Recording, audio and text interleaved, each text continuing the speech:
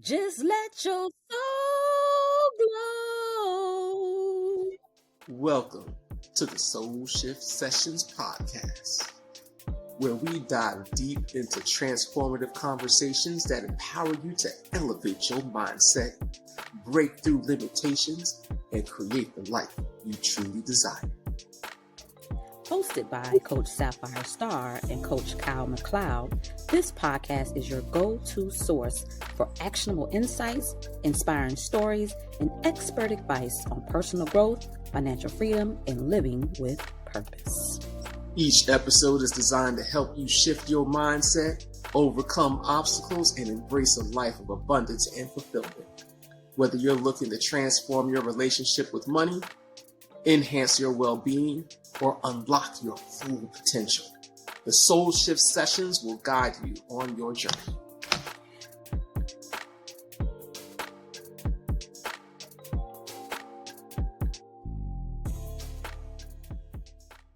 Welcome back to another Soul Shift Session podcast episode. I am your favorite freedom and financial life coach, and I have with me my favorite co-host, McCloud.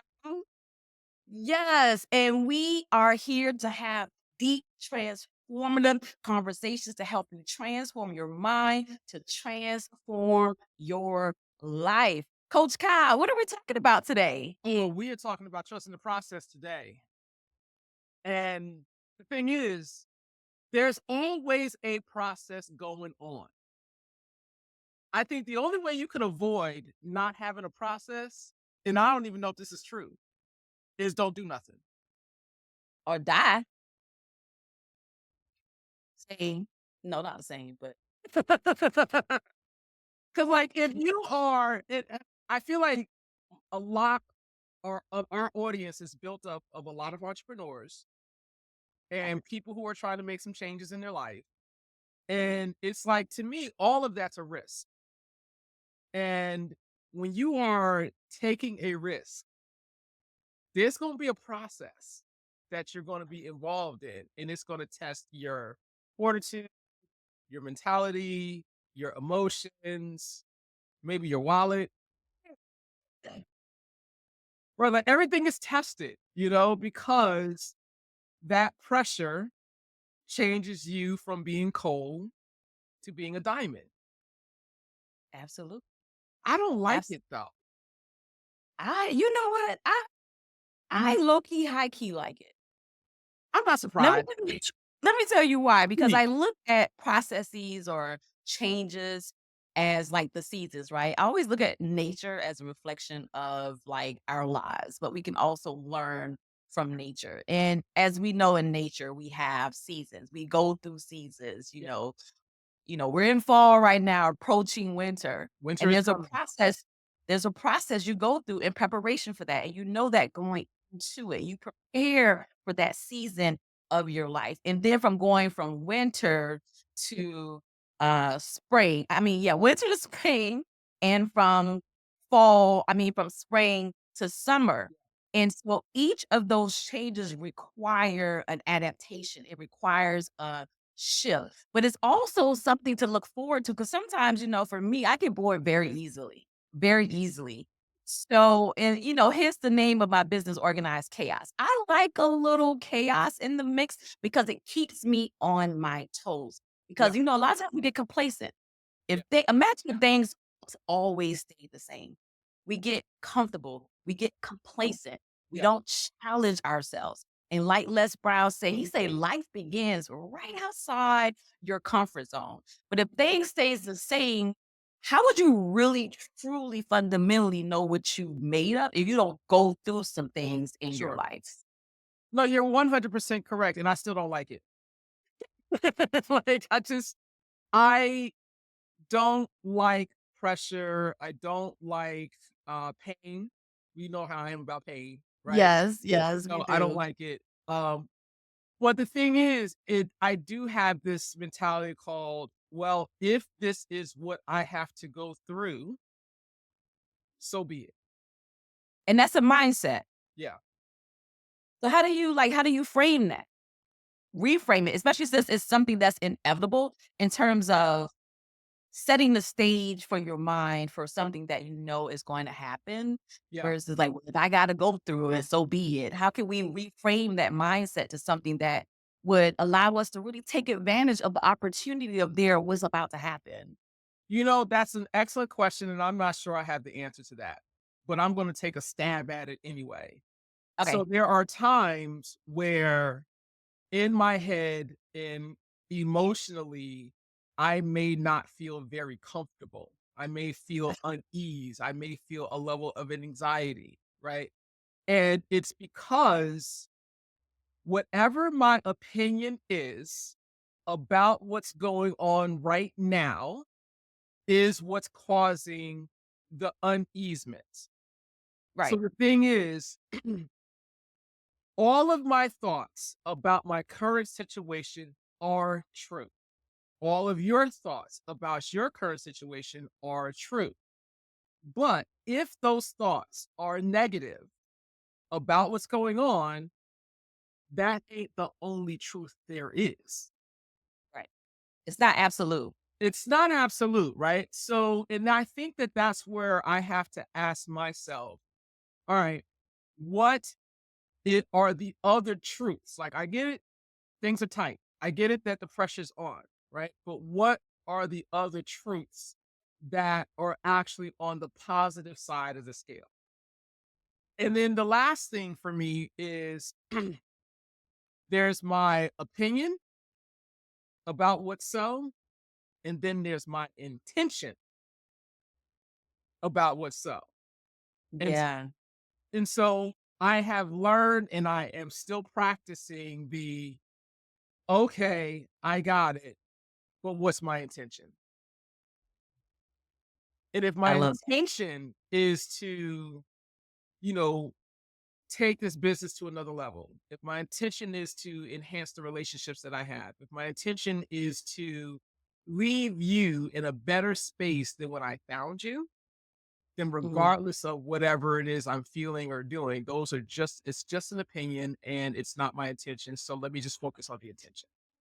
And that's Gotcha. that's that's the best way I can answer your question. I love that. I love that. My personality, there was a time in my life where I was very a sort of like a control freak in the sense of I had to understand or things had to go a certain way Hmm. for me to feel comfortable and confident about my process. So I needed to know what the steps were Hmm. and I needed to be in control of the outcome. I actually thought that I can control the outcome if I can control and maneuver the steps. This was in my mind, Yeah, right? of course. And and so that was where I felt comfortable in about the process. And I realized quickly, I remember so just kind of imagine a time in your life where you felt lost or like unsure of what direction you were going. Sure. And I've learned that it's really in these most difficult times of our lives that we truly discover what we are made of. And last year, around the same time, I walked 173 miles. How long did this take? Portugal to Spain in what is known as the Camino de Santiago. The Camino de Santiago, and this is the Camino de Santiago Portuguese. And it took me about 2 weeks to complete this journey. I was averaging about 10 to 12 miles a day with nothing but my backpack. That was all I had. Now, mind you, For before I embarked on this journey, of course, with the mindset I told you about before, I always have to understand it and control the process. Yes. I had my guidebook, I had like my map and everything planned out where I was going to stay, how far I was going to walk, like everything I had mapped out, planned out, Yes. what I was going to wear every. what I was going to eat every day, like planned You had it out. worked out to the T. Because why else will I sign up to do this? Like, I needed to control the outcome because who leaves their country, go to another country, and embarks on a pilgrimage of this magnitude, Right. right? Without any kind of like being able to feel confident about it and do it and get out there alone, mind you. I did this by myself. It's a pilgrimage, but there's other pilgrims out there, but I'm doing this by myself. So the old me was like, yep, check all the boxes. I got itinerary, got the list. This is what I'm going to do. I gotta Alas, ask, yeah, what was the first thing that derailed any part of the plan? What was that? What was that experience? the very first thing that derailed the pilgrimage, the start of the pilgrimage, because in my mind, the pilgrimage was going to start on September 1st. Like I'm very, when my mind, how things are set up is like, I got to start on this. It's going to take me this, and this is how I'm going to do it. So my mind needs to start September 1st. What I didn't plan for was getting sick 3 days. I'm talking 3 days before it was September 1st start. Now, mind you, this was a start that I created. It wasn't like something I had to do. Sure. And I was so sick. I remember getting on a plane because I went to London first. Mhm. I remember getting on a plane from London to Porto, Portugal, and I literally coughed up the whole time. Now imagine on a plane coughing, like doing after the pandemic. People are looking at me. Everyone's looking at you. I'm trying to hold it in. I am dying. I'm like,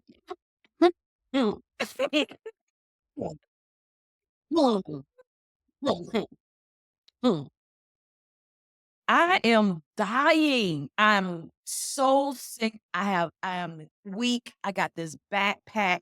I am struggling. I am struggling. Then I'm in a foreign land. I've never been to Portugal before. I've never been to London before, but I've never been to Portugal before.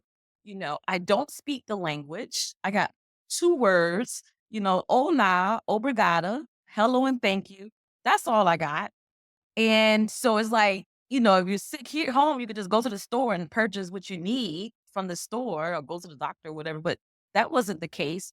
And so I'm literally the night before, it was the day to start. I'm lying in the bed, like, girl, what in the world have you signed up for? Like, what are you going to do? And it's the will. It's something about that will in our mind, and once we have set, like you talked about, intentions.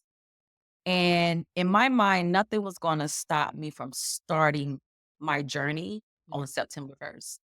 And don't you know, that first day, I walked 13 miles. It took me a about 10 hours, because when I say, like, every other mile, I had to sit down.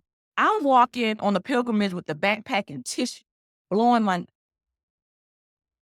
it was insane, but the mind was so strong and so determined to get this thing started that nothing was gonna stop me. Nothing at all. That is Yeah, wild. getting sick.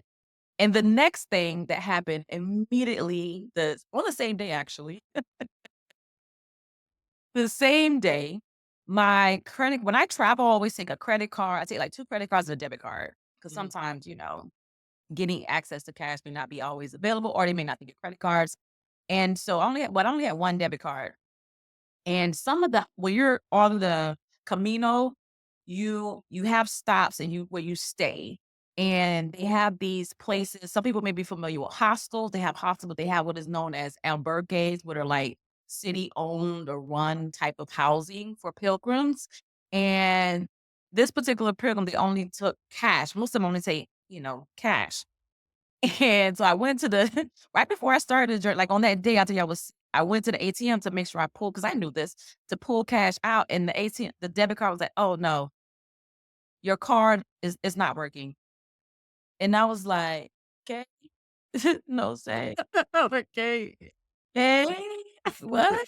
Like, what do you mean it's not working? What do you mean? I don't have no cash or anything. And so then I called the bank and they were like, well, yeah, it looks like there's some fraudulent activity. I was like, I've set my notifications. What do you mean? They was like, no problem. We'll just shut the card down and send you a new card to your house in 3 days. I'm in another country. I'm pretty sure you led with "I'm in another country." I'm sure you led with that. The only solution he had was to close my card and send the card to another country. So you know what that means? That means I'm in a foreign country, in a foreign land with no money. And my first stop, I get there, I have no money to pay for where I'm going to stay. Mm. And I'm sitting in the lobby with my tissue, eyes just running from just cold, or maybe I'm sad, who knows? The tears all mixed in, the emotions, just sitting there. And don't you know, one of the pilgrims, like it was this couple, I think they were from London as well. It was like, don't worry about it, we'll pay for it. And I was like, I can pay back. They was like, no, don't worry about it. Until you figure this out, don't worry about it. And for the next 3 days, pilgrims like contributed to me staying, wherever my housing was. And I was finally able to get the issue resolved with Yeah. my credit card company because I kept calling. I'm like, you don't understand. I will not, like, you don't understand my situation. I Right. finally got someone who had some compassion and understood what I was going through. And we worked out a fix for my solution. But there was no way I could have planned for this. No, with all my planning, my itinerary, my my guide, but there was no way. And so what that first couple of days, taught me on top of, I remember, here's another thing. I remember maybe like 4 days in, I'm feeling much better. I'm feeling the cold is gone. I'm feeling much better. And I'm leaving this particular town. I forget the name of the town that I was in. And immediately exiting the little small town, I trekked up into this forest, this steep hill into this forest. And when I get to the top of the hill in the forest, it immediately starts pouring rain, Oh my gosh. pouring rain. And I'm looking around. I don't see any other pilgrims in sight. And in my mind, I'm like, am I lost? And then immediately all these thoughts of, girl, you don't know where you at. There's no one else around. If something happens to you, what are you gonna do? And don't you know, there was this because I'm just standing there soaking wet and mind racing. And there was a small voice that came up from within that said, you got this. Mm. And I just continued moving forward. I just continued the journey. I just continued without knowing what the outcome was going to be. So, needless to say, one of the lessons that I learned from the Camino was to embrace the journey. Embrace the journey, not knowing 100% what the outcome is going to be. Like we always talk about the joy in the journey. That that pilgrimage, one of the biggest, like I said, the biggest takeaways for me to embrace what life has for me. Because, life is this pilgrimage that we on. It's this journey that we on. And we can do all the planning, the prep, the studying, we can do all these things. But there's always going to be something that comes along that maybe derails us that we never really fully expect that could our throw us off balance. And the question is, what do you do? How do you respond? I do have a question. Before you received the help from the couple from London, were you already in a place where you were freely able to accept help from others, or was this also a hurdle for you as well to accept help from someone else? Wow. Yeah. I wasn't there. And you're right. That was another lesson. And wow, I'm just kind of like, because this is still very fresh, just my life lessons learned from the Camino is still very fresh. And there's those big aha moments, but this one is one of those moments I didn't really necessarily think about, Mhm. but still experience and actually came out on the other side feeling. And yeah, I wasn't in a place of being able to accept help from people. I am naturally a giver. I give. That's what I do. I'm a go giver. I'm a giver. I give, give, give. Yep. It's very difficult for me to receive, and it's even more difficult for me to ask for help. Mm. I don't like the feeling of vulnerability when it comes to asking or needing help from anyone. And so it just forces me, like, you know what? I'm not even gonna ask anybody because I don't like that feeling of no. Because to me, it feels like rejection. Now, obviously, that's not what that is, but Right. that's how my brain interprets it as rejection. And so you should have saw me. I was like, oh no, give me your PayPal. Give me your. I I'm gonna am. fix this. I'm gonna take care of this. I am chasing these people down And then when to they pay tell me back. no, like, just accept the help. I don't want anything in return. And we come from a society where it's like you got to give a little to get a little, it's like this. So when you have someone that is just saying, here, this is for you. I see you need some help.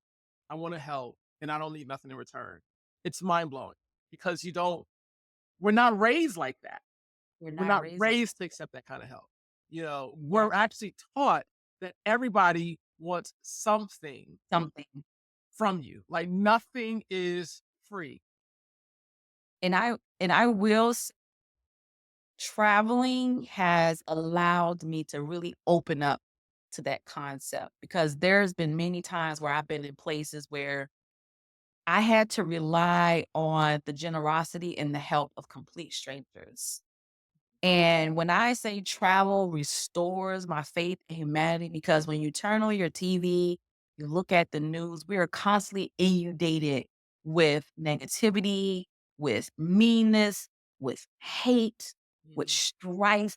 mhm. And you begin to believe that's the world we live in. Yes. And honestly, when I travel and you get outside of your bubble, that is not true. There Mm. are really some kind, nice people in this world who would give to a complete stranger without expectation. Mhm. And, I've been to 25 different countries. And every time I experience, it's just something that it just makes my heart grow bigger and bigger. And it allows me to not only be a giver, but also to allow myself to receive because I think that's a gift to the giver, right? Because it's something about when you're a giver, you're able to give. Because I give without expectations. So why is it far-fetched for me to believe that someone else would do the same? I And so it's so a gift. It's a gift either way because it's like, man, I feel good that I can be able to help someone in need.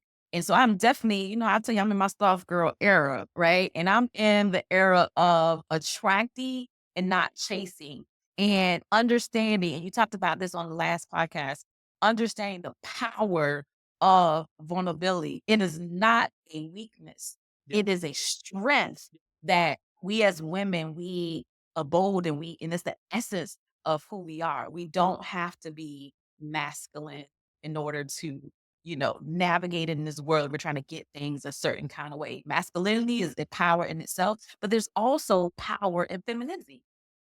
You know, there I believe I sent you something on social media like the other day where this person who made the post was saying how they have a hard time just saying what's really going on for them because it's like there's so many people like I'm not great right now, but the stuff I'm dealing with is nothing in comparison to what some of the other people in my life are dealing with. And she in her post, she talks about how I guess a friend called up, said how you're doing, and she's like, I was about to lie to you. I was about to lie to you and say that everything is great. Yeah. And it's not. And it doesn't mean that everything's not going to be okay. It's just that we get to this place. I don't know what it is because I do it too, where it's like, I don't want to say what I have going on because I know the person who I'm talking to is dealing with so much more. Mm, yeah. And I Yeah. don't know what that is, but if I catch myself, I'll be truthful. But I don't Yeah. always catch myself. Yeah. Yeah. And, and like you said, it's important to have a tribe of people, Yeah. safe spaces Yeah. where you can let those things out, especially as parents, as entrepreneurs, Mhm. as community leaders. We have so much responsibility and sometimes pressure on us. Yeah. And sometimes you just want to get it out. I know for me, once I get it out my system, it's almost like, all right, I need to vent, really. I'm not even looking for a solution. I just need to get it out. Prior to, though, I would feel like you said, I didn't want to burden someone or what I had going on. But also, when you keep talking about a thing, I feel like you stay in it. Yes. It just feels like I don't want to keep talking about it. I just feel like you begin to give it life. It becomes a life form of itself. So then So where's the it's balance? Where is yeah, the balance where it's like I'm not continuing to talk about it, but I'm also not denying the existence of it either. And yes, not saying anything doesn't mean not saying anything doesn't mean I'm denying the existence of it. But to me, you kind of are denying it a little bit just by keeping it keeping it. completely quiet and not saying anything to anyone about it. And I Yeah, know that there's this aspect of, all right, I'm very present and I'm very aware of the issues that I'm currently dealing with. I'm aware of how they are in my emotions. I'm aware of how it is on me mentally. And I feel like at times I think that that's good enough. mm, Like just knowing about it, understanding the effect it's having on me, it just should be good enough. That way I'm not giving yeah, any life like you're talking about. Like I'm not continuing to talk about it. But I yeah, can't even honestly say that I have found the balance between the talking about it with someone that you trust and love and that you can be vulnerable with versus the continuing to talk about it, continue to bring it up and the so on and so forth. And so where's the balance, Coach Starr? yeah. It's very important to have the balance you speak of. It's very important to have outlets and kind of structure. So for me, and we talked about this before too, is it may just mean journaling, getting it out from here and here on a piece of paper, journaling and writing it down. It may mean, taking a walk, being able to manage your stress and reduce anxiety, taking a walk so you can feel good about yourself. Mhm. If you have a tribe, say, hey, I need to get this out real quick. And I give myself timelines. Like, listen, you got 24 or you got 48, depending on the The severity severity of of it. Mhm. this. I give myself timeline. Like we can deal with like meditation, all that stuff. In meditation, you let thoughts come in Mhm. and then you let them go. Giving it a timeline. It's not gonna set up shop here. You're Right. not gonna move in the spare bedroom. No, I'm gonna allow your feelings, allow yourself to feel the feelings, It's funny right? that you But mentioned 'cause I used to do that. don't yeah, like don't stay there. And whatever time frame, that's really up to you. It's really up to you to put whatever time frame you have on it, but don't just leave it open Yeah. because that's when it becomes a thing. Over and It's over. Yeah. over and over again. Give yourself a time, get it out, whether journaling, working out, or having a tribe, it, and then give yourself some time to deal with it, and then keep it moving. Keep moving. Keep it moving. This is gonna sound silly, but I used to be like that around football. I'm no longer connected to football as I used to be. But Yeah. back when I was, I'm like, all right, I'm gonna be mad about this for until tomorrow. And then tomorrow I'm gonna be done with it. Right. Like I'd have to make these agreements publicly with my wife because she was like, I can't deal with this man. I cannot deal with him when this team loses. I cannot. I was the same way in the green when we were talking about basketball and football. Yeah. I was really a fanatic. I was really like die hard, emotionally connected to this team, these players, this entity I don't even know, and not getting paid for. I don't know what made it click for me. Finally, like, girl, you are not getting paid. No, ma'am. No, ma'am. And no, sirs. Yeah. Like, And you doing way too much. what makes it even more interesting is that it's never enough. Like I am a New York Giants football fan. I have seen them win multiple championships throughout my life. Multiple, right? Like I've seen enough championships that I should be able to go ahead and go into glory. Like I should be able to go into glory, right? There are people who have never seen their team win a championship, like even get to the door and To the say, door, and so not going to clean go off. say, I mean, you got people Yeah. that's like that, right? Just Yeah. ask any New York Jets fan. After Joe Namath, okay, they haven't even come close, right?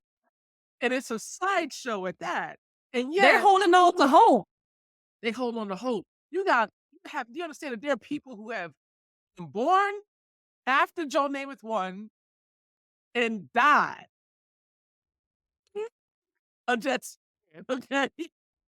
And I'm not picking on the Jets. I'm just making the point that Making the I point. should be satisfied with what I have, right? Yet every year I was Yeah. in this cycle of like being emotionally charged and connected to a team that I'm not getting paid to be a fan. I'm definitely not good enough to be a player or a coach on this team. And yet they have my time, my emotions, my mental thought. They have it all, They And have the so thing, much. say again, They have so much of you. they have so much of you. And so, you know how many games I've watched of my own team this year in its entirety? None. Because they suck, right? And if y'all gonna play bad and y'all gonna coach bad and you're gonna have from a leadership standpoint, y'all not gonna get y'all stuff together. I got other stuff I can do In my life, in my life. I can I'm edit trying to content. win my own personal Super Bowl. Like, what are we doing? Like, What are we doing? what are Right? we What are we doing? doing? Right? I don't, and the thing is, now with the way social media is and just media in general, it's like a drama. They want to know what the players are saying, what they're thinking, what they're doing. So sensationalized, like the weather. Like, give me news and not your views. Let me decide how I want to feel about things. Like things are so like, what is it? Subjective. It should be objective. Yeah. But that is, and news is so sensationalized now in general. Back in the day, they used to just give it to you. You make your own interpretation. Now they're telling you what to think, telling you how to feel, how to choose. To me, that's very, very dangerous. The Very fact dangerous. that there are news outlets that are divided politically Is in insane. itself is insane. Insane. Because last time I checked, y'all were just supposed to give the news. Yeah. And Oh, now they're even so bold that they will just make up stuff and put it out there. for ratings. It's amazing. For ratings, or it's really the same. Like news and social media is all the same thing. It all has evolved, but it's really the same thing. How to, going viral, getting eyes on your content, getting views, getting people eyeballs for advertising. It's all about money at the end of the day. And here's what makes it even worse. I'm not going to say this is the ultimate, but we are getting close. Like I can literally take this podcast and run it through a completely new AI type of software, and every single word that you spoke can be completely changed. And your lips will look like you said those words. It is all AI. So now we're saying, like, you don't even know the authenticity of what you're looking at.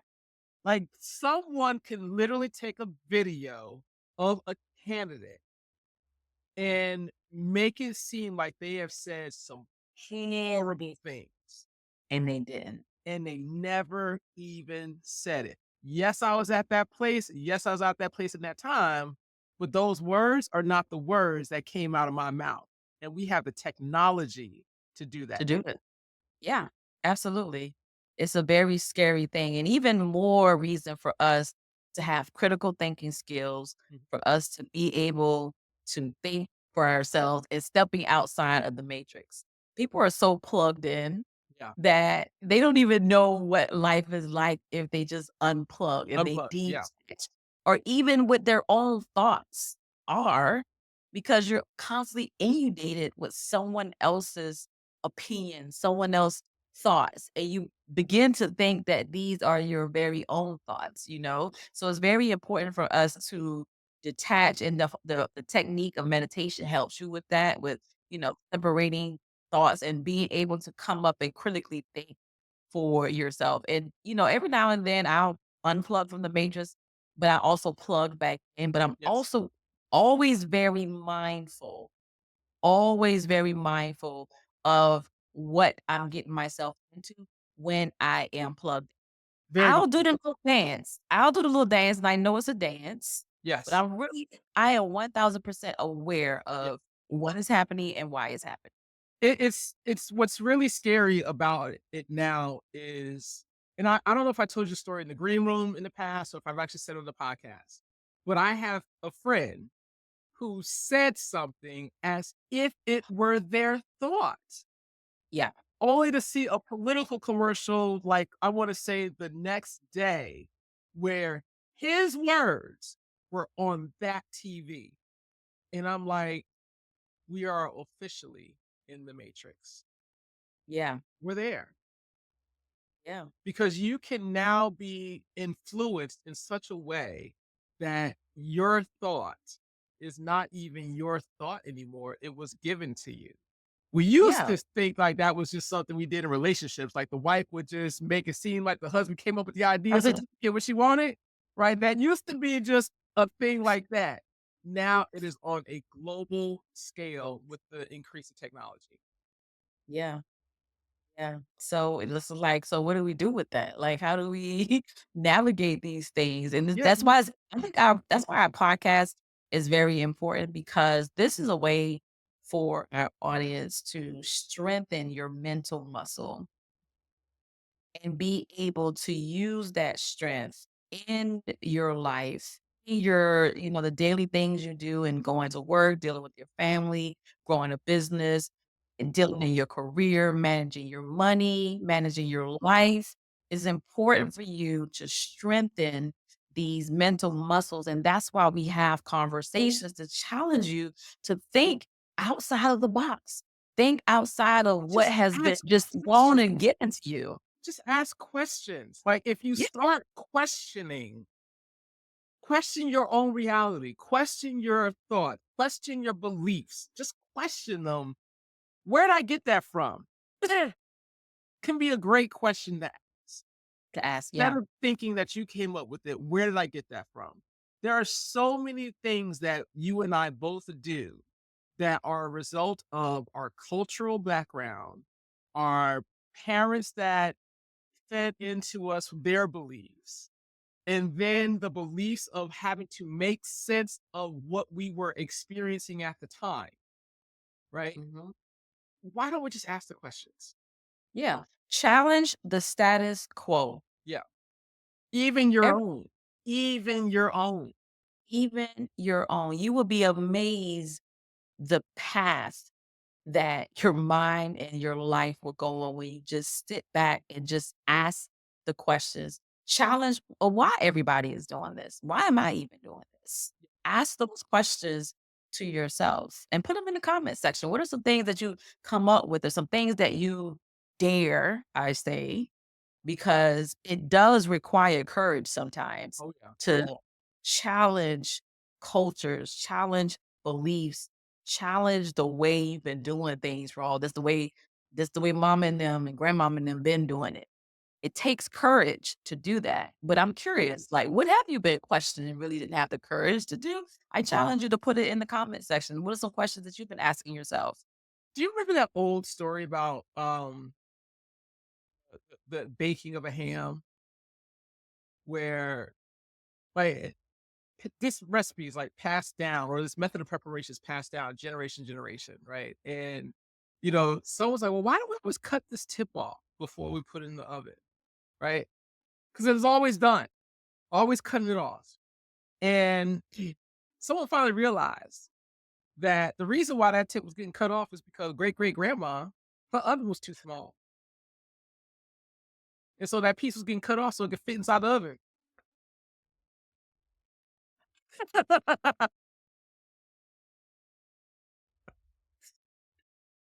You got me And here oven we fit. are. And here we are, generationally, just stoves done got bigger, pans done got bigger. And here we are, cutting our blessing. And our blessing. And that blessings. Because we Because- think it's small. Gotta think it big.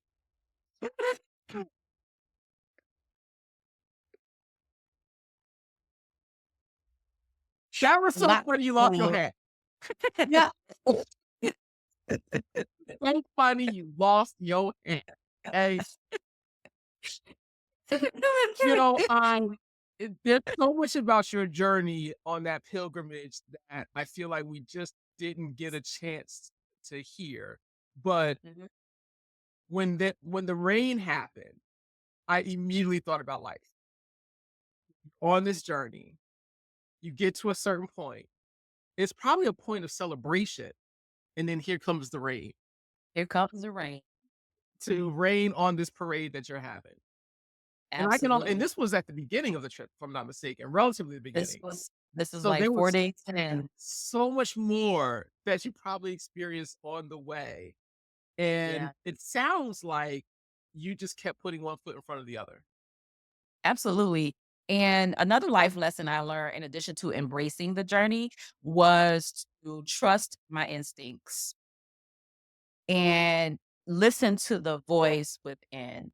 Trust my spirit. Trust God Yeah. in this process, because here I am thinking my own ability, because a lot of times we're operating in our own strength and own ability to believe that we got it all, we can do it all, we can handle it all. And that really can cause our demise, especially when we don't feel like we're able or capable of doing something. But not to be religious, but trusting in something bigger than you, trusting in a higher power. And so for me, that voice was my spirit within. That was God speaking to me saying, you got this. You got this. Trust me. You got this. I will take care of you. I will provide for you. I will get you to where you need to be, And I'm sorry, go ahead. no, go ahead. I was going to say that there are times where we are told to trust. And there are also times where I believe that God has already said, I've given you everything you already need. Everything you need, you already Yeah. have. Yeah. Trust And that's what that. you're trust. Yeah. And that's that trust the process, because I've already laid the blueprint out. Right. It's already there for you. Yeah. Trust, adhere to it, even when things are detoured, derailed, and Yeah. distracted, all the D's. Trust the process. Yeah. Continue on the journey. Yeah. You're getting stronger. You're developing. You're learning. When you're going through a difficult time, when you dealt with the loss of a loved one, when you dealt with losing a job, when you just dealt with disappointment after disappointment after disappointment, how do you still get up and say, you know what? I'm going to keep moving forward. And that's where trusting the process comes. Because these things, like you talked about the diamond, the diamond, you have to go through the fire. Yeah. You have to go through immense pressure and temperature to rise up to the top and shine like a diamond. Shine bright like a diamond. These are the things that we go through. It's the developing, it's the process to shape and mold us into who we are to become. That's why it's important to trust the process, embrace the journey, the joy in the journey. All the things we talk about, we're not just saying just to be saying it. We're saying it because these are true life lessons Yeah. that is going to get you through and get you to. Wherever that place you're going to is, it's what gets you Yes. there. It is, Yes. it's a, that is just a phenomenal journey. I don't know. I don't have anything inside of me that makes me say that I want to go on a pilgrimage, at least not today. But I will say that the fact that you thought about a plan, the fact that you thought about even going, to me, those are the signs that say this was the right thing for you to do. Right? You know what planted that seed? I'm listening. You know what planted that seed? Because I was like you. There's nothing at once upon a time I was like you. There was nothing in my mind, spirit, body, or soul to say, "Oh, we're gonna go On this walk pilgrimage. 100 and something miles." No. In 2015, I was going through a very, very dark time in my life. Very dark time. I was in the middle of a divorce. I was just unhappy at work, very unhappy. And my uncle, who was like my father, had died. Mm, Just a very low place. And so what I did was I quit my job and moved to Hawaii. And while living in Hawaii, I love to hike. I'm an outdoor person. I love nature. I said at the beginning of the podcast. And I was on this hike in Molokai. Shout out to Molokai Mobetta. I was on this hike in Molokai, and this couple behind me, they were talking about the pilgrimage. They were saying they were training for the Camino de Santiago. And I was like, what's the Camino de Santiago? What's that? You know? And they encouraged me to watch this movie called The Way. And that same night, I watched the movie, took me down a rabbit hole, and I said, you know what? One day I'm going to do this because I believe that moment during a very dark time of my life gave me mm, hope. It gave me something to look forward to during a very difficult time. And so from 2015 to 2023, when I finally embarked on the journey, because it wasn't like, oh, I just did it. yeah. No, it was 8 years later, but the Wow. seed was planted. But I believe that just gave me something to kinda help me dig myself out of the hole. It was something that I thought maybe wasn't possible. It's like, "Man, how can I make this possible for my life?" And so the seed was planted during that time, during a very dark time in my life. So, yeah, and then 2023, that's the power of the mind, the power of the I, will, like, I I have made a it question happen. now. I have a question. And given that you did this in 2023, I may be reading it wrong, but there is a way that I observe you living your life. Not so much as I don't need much, but when I see you, you look like you don't need anything, like you could survive on nothing and flourish on nothing whatsoever. No resources, as long as you have you, your faculties, your mind, it seems like you could exist anywhere in the world. How much of that is connected to this pilgrimage, or was this someplace that you got to prior to the pilgrimage? I believe that just comes from being in survival mode from childhood. That comes from living in poverty, living in the projects, sleeping on the floor, maybe not always having food to eat. And as a kid, you find ways to like play and have fun and find joy with absolutely nothing. So I believe that stems from that whole survival thing, or just uh not having a lot. So I know how to be content in a little because I come from a little. Mhm. And so I believe that, we may look at that like, man, that could be a negative, but really that is really a positive, because there's gonna come time in your life where you may not have everything you want. Everything may not be lavish and luxurious or whatever the case may be.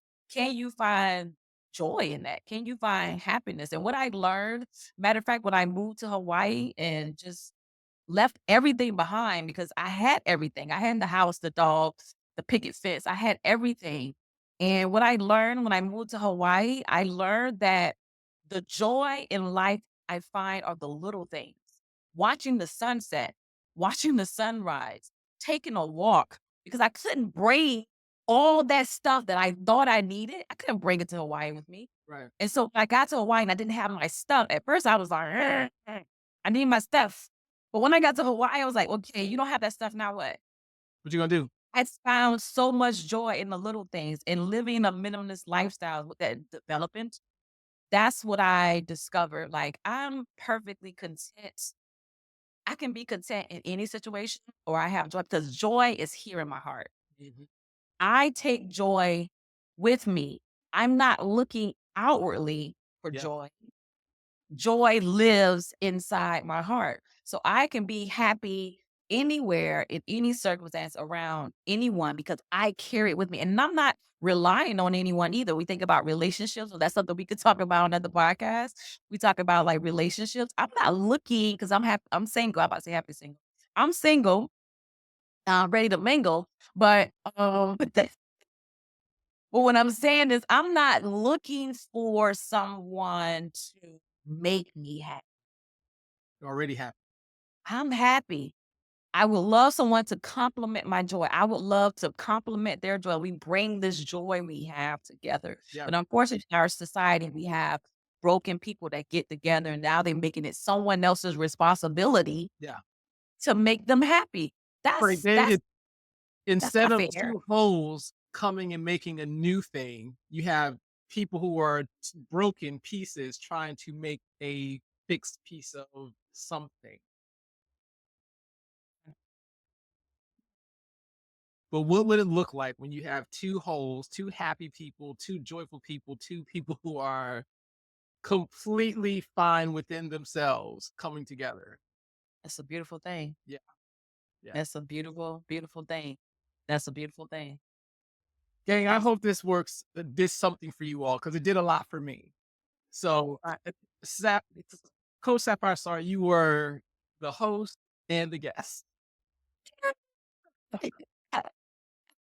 I'm And happy to be a guest on Soul Shift Sessions podcast. I'm so excited if to you be want here. to be a guest on Soul Shift Sessions, you got to reach out because we've got some room.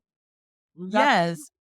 All you have to do is go to www.soulshiftsessions.com and just click the button that says become a guest. It's that simple. Awesome. This was wonderful. Absolutely wonderful. And I purposely did not talk with you about your pilgrimage because I wanted to talk to you on this platform about it. So I'm sure I don't know if there's like a part 2, 3, or 4 to this, but it seems like there's so much more that you have to share about this. So, okay, guys, if you want more, put it in the comment section. If you want more, we're like, hey, we need more. We need part 2, part 3 of this Camino de Santiago journey. Please put that in the comment section. Please make sure you like, comment, and subscribe to our channel. If you know someone that needs a soul shift, be sure to share this podcast with them. This was wonderful. Thank you for being vulnerable. Thank you for sharing your story. I look forward to it. If they don't want to hear part 2, 3, 4, you know that I do. You know that I do. Okay. Absolutely. Absolutely. Thank you, guys. Thank you so much, gang. We'll see you on the next episode of Soul Shift Sessions podcast. You all have a wonderful week. And don't forget to let your